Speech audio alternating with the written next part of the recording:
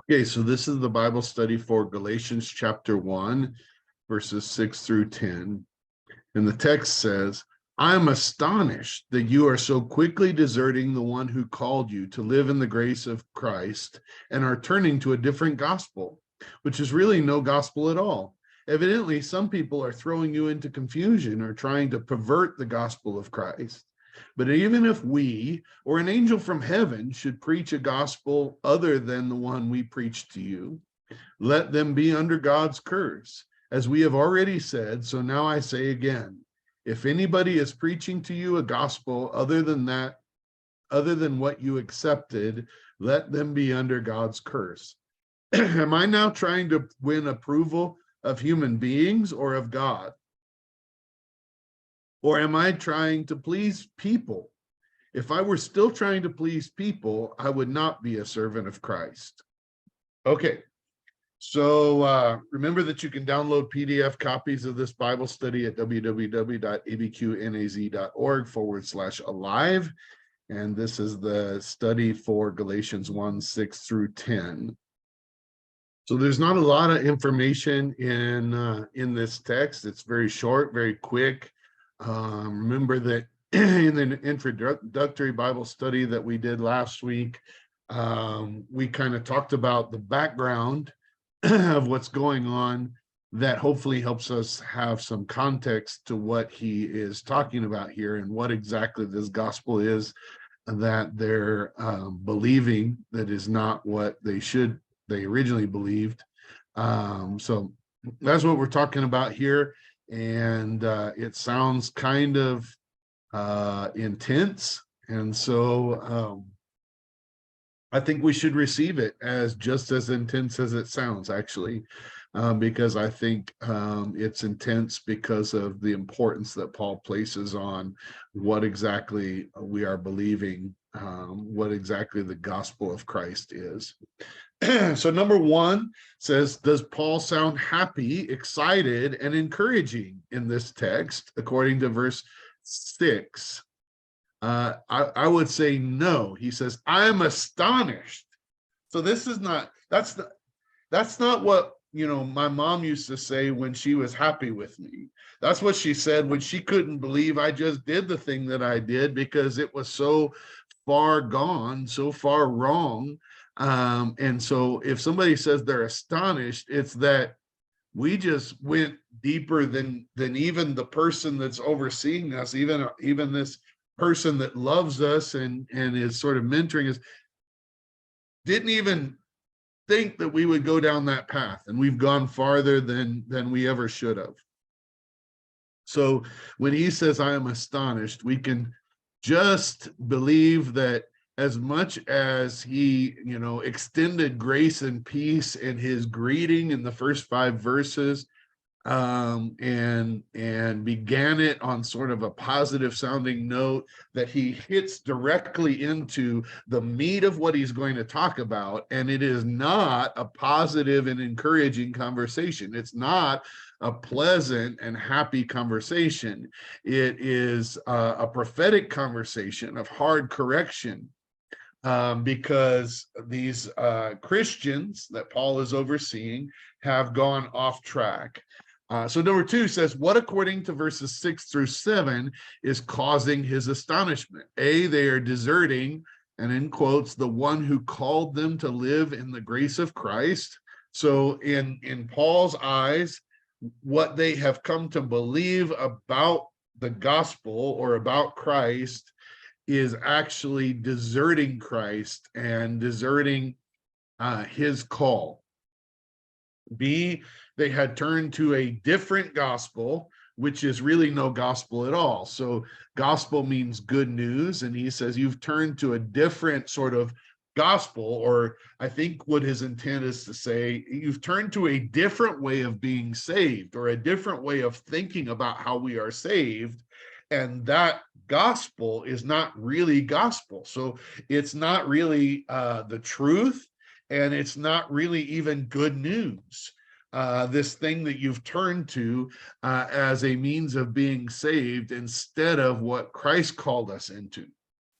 So C, some people were throwing them into confusion.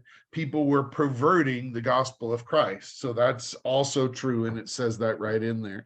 So one thing that we know is they're being taught something other than the gospel that they originally believed, how it is that Christ has provided for our salvation. And the thing that they're believing in is so different. It is fundamentally different. Maybe they think it's closely associated, which sometimes that happens, as we think we haven't really drifted that far. We're believing it's just semantics. We're just changing it just a tiny bit, and it's not really even different. But Paul is trying to clearly say that it is so different. This is not even the gospel, and it's not even a gospel. It's no method of salvation. It's no good news. And so he can't believe that they've changed directions like this. Number 3, who according to our intro Bible study might be leading people astray with something that is not gospel at all.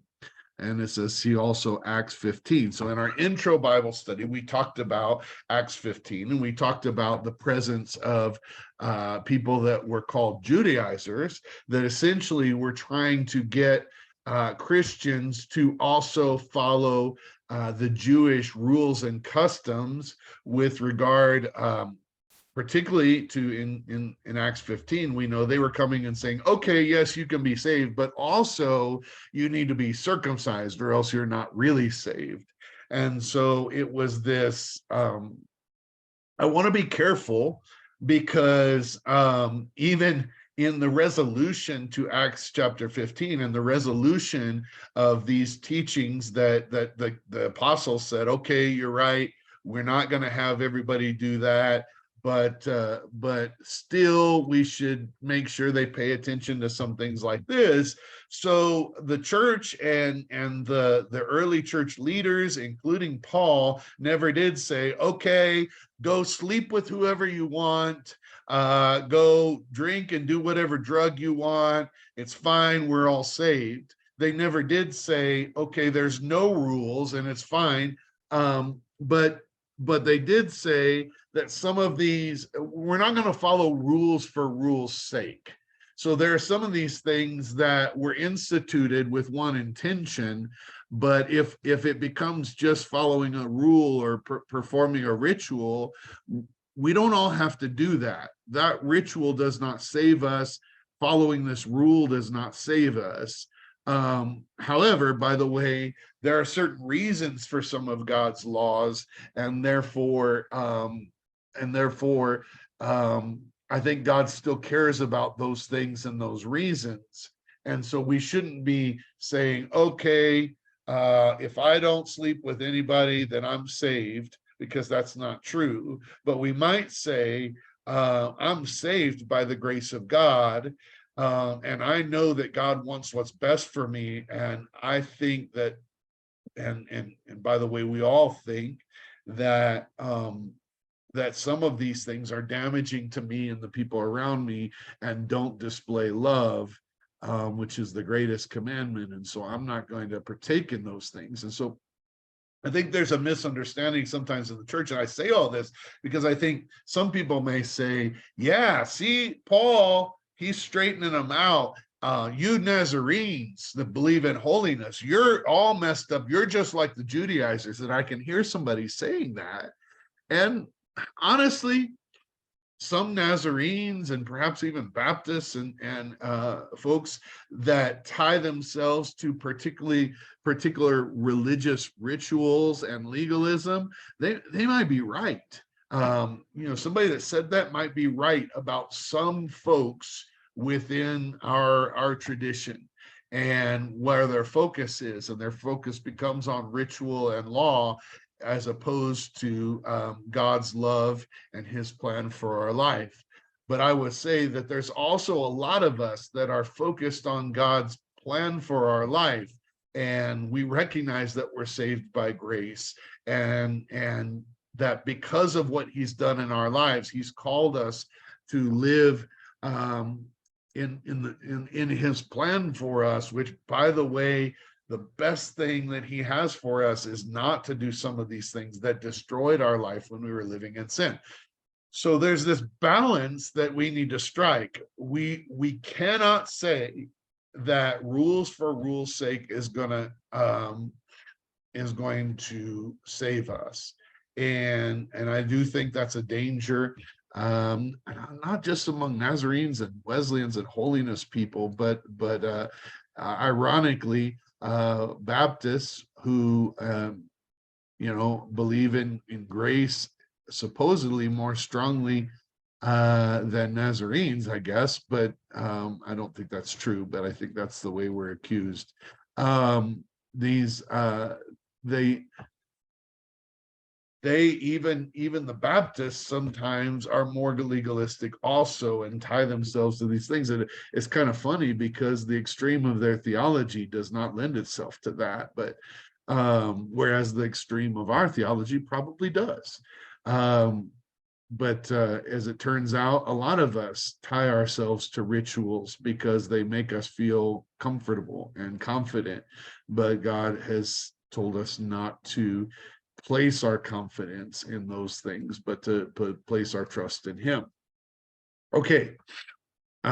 So probably it's these Judaizers that this is addressing, and we hear some cues in that, like in verse 6, when he says, the one who called you, you're quickly deserting the one who called you to live in the grace of Christ and are turning to a different gospel or a different way of being saved, which might be that you'll be saved if you're circumcised. You'll be saved if you're baptized.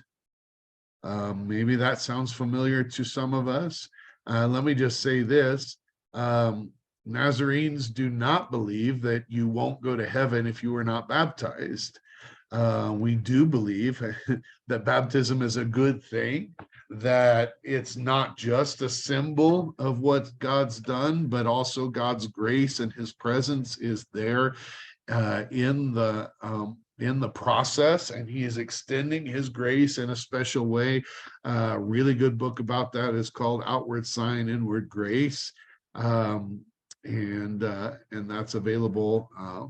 You can buy that at Amazon or any place, and kind of tiptoes through the intricacies and the middle way of our understanding of the sacraments and those rituals. But I say all that to say that there are Christians today who believe that if somebody has not been baptized physically, then they're not going to get into heaven, and it becomes a panic thing sometimes. As working in hospice, I know that people are panicked if they don't get the priest out to perform a particular ritual before the person dies, or if somebody I literally talked to somebody this last week that says, their adult parent who had been Christian for many, many years, but somehow as a child didn't remember ever being baptized. Their parent did not have them baptized, and apparently they never did as an adult either.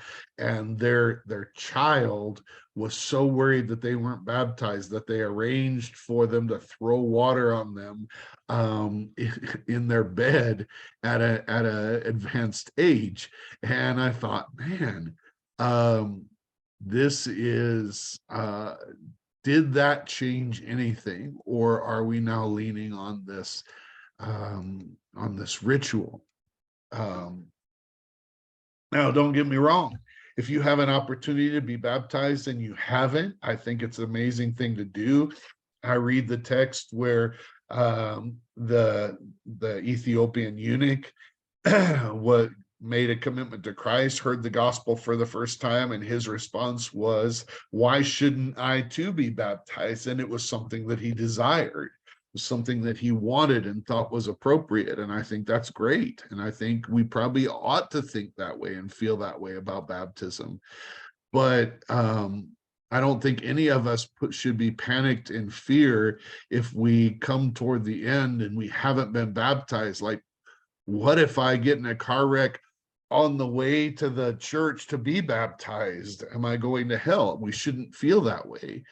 And there are some people that feel that way. And I would say that those are the kinds of teachings and ways of thinking that Paul was warning against, that you think this ritual saves you. And there's a lot of parallels, by the way, between baptism and circumcision in the meaning of those things, and the way they're considered or were considered versus are considered now, marks of our faith. And so I think it's a legitimate parallel for us to think, isn't that the thing that God, through Paul, was concerned about correcting in the people of God? Number 4 says, what kind of gospel is not really good news? A, something that isn't a gospel at all, obviously. It's not a good news. It's not a gospel at all. B, a gospel that puts more restrictions on a person without power to follow them. And so this is a distinction that we make, where adding law so that people feel more helpless is not good. In fact, if you go to Hebrews, you find out that the great thing about Christ and the new covenant was that that's how it was different from the old covenant, was that it came with power. It came with help and empowerment. See, a gospel that causes us to remain in slavery, whether to sin or the law. So that's also something that's a New Testament concept that's talked about in Romans and in Hebrews. This idea that we lived as a slave to sin, where we were not free. We were controlled by sin that we became subject to, that we submitted ourselves to, but then it came to control us. And in a lot of ways, being subject to the law is very similar to that. And it keeps us in slavery rather than extending the freedom that God intended to give us in Christ. Now, that's not freedom to do all kinds of destructive and damaging things to us and our and the people around us. It's freedom to be all that he's called us to be, all that he created us to be. And if we believe that he created us in love with a plan and a purpose that's good for us, then we realize that we are never more free than walking in his plan, which may mean abstaining from some things, but not because abstaining from those things saves us, because we are saved and we realize that the reason he's called us to abstain from those things or to do other things is because it's what will make us feel fully alive and fully fulfilled in everything that he created us to be, and fulfilling our purpose. Number 5, what then is the gospel that Paul has been preaching and Christ had called them to live in? It's forgiveness. It's by grace you've been saved through faith in Jesus Christ. And this not of ourselves, lest anyone should boast. For we were created, we're God's workmanship, created to do good works. He's got a plan for us. But that plan is not to restrict us. That plan is to see us become everything that we've been called to be. I think about it this way. Every profession, has its guidelines or rules. Whether you're a doctor or an engineer or a pastor, there's ways that we do our job, and those are often called best practices. So when we go to school and we learn those ways to do our job well, and we educate ourselves, and when we graduate, we don't think, oh my goodness, now I've learned all of this about my profession and I feel so restricted. We say, and now I've learned everything I need to know and I'm free to practice my profession. I've been elevated. Now, if I go out there and do it all wrong, I'm not going to be good at my job, and I might get fired, or I might get myself into trouble, or I might just do the job poorly. And all of a sudden I lose that what I've gained in my education and my degree and my certifications and whatever. Um, so, but I don't feel like when I graduate from college or trade school, I don't feel like I'm being restricted because I've been taught all the rules. I feel like I've been set free to do my job well. And I want us to think about salvation in that way, that it's like a launch. And yes, if we're discipled well and we understand God's plan for our lives well, then there's going to be some things that we probably shouldn't do, and there's going to be things that he's calling us to do that may be uncomfortable. But those things should not be seen as restrictions. Those things are seen as, now we have the guidelines for what it looks like to succeed and do what we were created to do, and do it well. And so that's the way we should look at those things. And we should never think, oh, I'm saved because I did this, did that. But at the same time, we think, I've been set free from the things that held me down, and I've been put into this place where now this is what it looks like to succeed, and not to fall back into who I was before, what I did before, the things that held me down. Number 6 says, does this mean that Christians can continue to sin because of his grace that no longer makes us subject to the law? So this is the sort of the opposite thought. And this is where some of us go with this. And in Romans 6, 15, it says, what shall we say then? What then? Shall we sin because we're not under the law, but under grace? By no means. So that really straightens us out there. We can also look further into Galatians in chapter 5. Let me get that up. 5:13 through 16, where it says, you, my brothers and sisters, were called to be free, but do not use your freedom to indulge in the flesh. Rather, serve one another humbly in love, for the entire law is fulfilled in keeping this one commandment: love your neighbor as yourself. If you bite and devour each other, watch out, or you will be destroyed by each other. So just in case this first few verses in Galatians here is confusing to you, he's not done talking about this. And in Galatians 5, he clearly answers anybody that would mistake his first words and take them to an extreme, and perhaps not even read on because we heard what we wanted to hear. And so I want to make sure we don't do that, which is why we're going to read on. We're going to look at this and see, this is the fulfillment. This is where he gets to by the end of this text and his instructions. Number 7, who does Paul say has authority to change the gospel of Christ that is being preached? He says, not even us, or if that, for that matter, an angel from heaven. If an angel from heaven shows up and says, hey, we're changing the whole thing, don't listen. Nobody can change this. Christ instituted this. This is his gospel, not anybody else's, and nobody else can change it. No matter how great these teachers are that have come to you that make you think you should listen to them. Number 8, who does Paul suggest is most important to please? In verse 10, he says, if I'm trying to please people, I would not be a servant of Christ.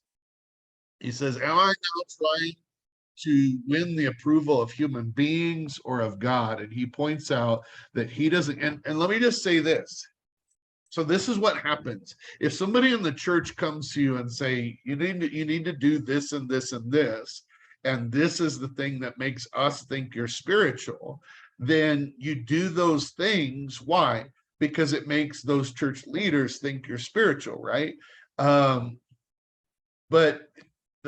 who are we trying to please? We're not trying to please them. We're not trying to do the things that these folks think that make us spiritual. We're trying to do what God wants us to do. Now, all that being said, God puts people in our life too for accountability. And so we need to look at what God really wants and not just look for, say, well, I'm not going to look for affirmation from people, so I'm just going to do what I think. And that's a really dangerous place to be too. And too many of us go right there as soon as we decide that we're not out for to please people. Number 9, who would have us live according to the law to which we strictly adhere? And the truth is, people that are trying to control us, people that are trying to have us be subject to them, because people can control law, and that includes religious people. And so it's why there's been so many religious problems with religious leaders, I guess, is because they sometimes will use these things to control people, and that's terrible. That's not what I'm trying to do. That's not what, and so we're not out to please people. We are out to please God, and God does care how we live this life. And so that's a delicate balance. It's difficult for us to process, and we need some help with that. We need people that we trust walking through this process with us, I think. Number 10, who would have us live according to relationship with God? God would. God does wants us to live according to our relationship with him. Nobody else needs to be in control here. And the last question says, how will you live? Now, man, we're going to keep building on this. This is just a first start. So don't run with this in the wrong direction without balancing it. We've tried to pull some things in here that bring balance to our understanding of this text. But this is a good start, and we're going to keep moving forward in this way of thinking. But it's pretty intense the way Paul starts this off. So he's very serious about this, and I think we should be too.